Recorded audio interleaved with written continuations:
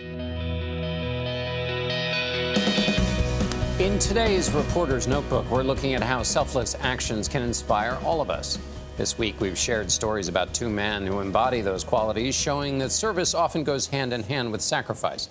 Senator John McCain, a war hero, has spent 35 years serving in Congress, and former President Jimmy Carter is still volunteering with Habitat for Humanity at age 93.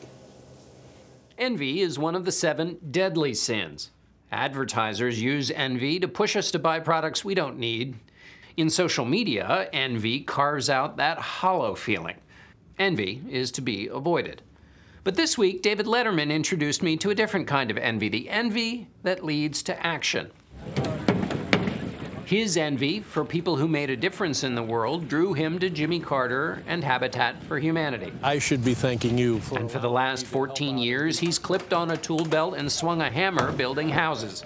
He says it's changed his life. You know, the first time we did it, everybody came up to me and said, "Oh, thank you, oh, thank you, oh, thank you." And I said, "You're crazy. You're crazy. Thank you." And you would get that from any of these people in the helmets building now. They are indebted to the president, to Habitat for Humanity, giving them the opportunity to help people, because when you help others, you feel better about yourself. This is called benign envy, the desire to be better when we see someone doing something good. This was the underlying theme of many of the tributes to Senator John McCain. People felt called to be their best because his example drew people to, as he used to say, serve a cause greater than their self-interest. Tomorrow's memorial for Senator McCain will perhaps stir the kind of benign envy my mother used to feel at funerals.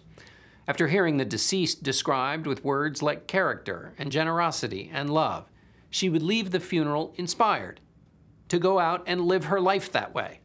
So we need more envy in the world, whether you envy John McCain, Jimmy Carter, David Letterman, or Mom. The envy that leads to action is not a sin, but salvation. Oh, I love that, John. I love that. It's a good trait. It's like a lot of these feelings that you have, sort of accepting them and realizing if they drive you, create passion in you, change your character for the better, that's good. Yeah, Grant Woods at McCain's service yesterday said what people see in McCain is what they want to go see in themselves. I do believe that doing good gives you more joy than buying something. Yeah, I know, it's true. All right, let's all go out and do something. That's right.